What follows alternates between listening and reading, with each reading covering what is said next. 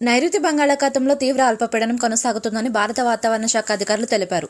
రానున్న 24 గంటల్లో అల్పపీడనం బలహీనపడే అవకాశం ఉందని అన్నారు. ప్రస్తుతం పశ్చిమ మధ్య నైరుతి బంగాళాఖాతంలో ఇది కొనసాగుతుందని చెప్పారు.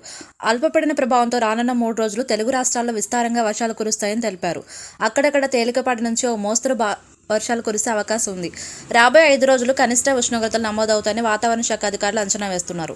తెలంగాణలో మంగళవారం రాత్రి నుంచి వాతావరణంలో మార్పులు చోటు చేసుకున్నాయి. పలు జిల్లాల్లో జల్లులు కురిశాయి. ముఖ్యంగా ములుగు, వరంగల్, మహబూబాబాద్ జిల్లాల్లో అకాల వర్షాలు కురుస్తున్నాయి.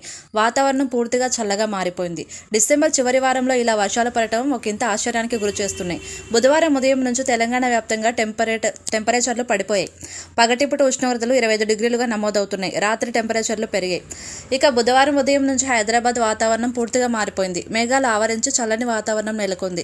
గత రాత్రి నుంచి నగర వ్యాప్తంగా జల్లులు కురుస్తూనే ఉన్నాయి. దీంతో నగరవాసులు బయటకు రాలేని పరిస్థితి ఉంది. ప్రస్తుతం కూడా జల్లులు కురుస్తున్నాయి.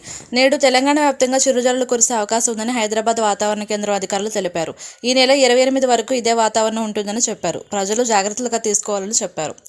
వాతావరణం మారిపోయిన నేపథ్యంలో వృద్ధులు, చంటిపిల్లలు ఆరోగ్యంపై జాగ్రత్త వహించాలని సూచిస్తున్నారు. ఇప్పటికే తెలంగాణలో సీజనల్ వ్యాధులు విజృంభించినాయి. జ్వరం, జలుబు, దగ్గుతో బాధపడుతున్నారని చెప్పారు. ఈ సమయంలో కాచి చల్లార్చిన నీటిని మాత్రమే తాగాలని ఆరోగ్య నిపుణులు సూచిస్తున్నారు. వేడివేడిగా ఆహారం తీసుకోవాలని, బయటకు వెళ్ళినప్పుడు స్వెటర్స్లు వంటివి ధరించాలని వైద్య నిపుణులు సూచిస్తున్నారు.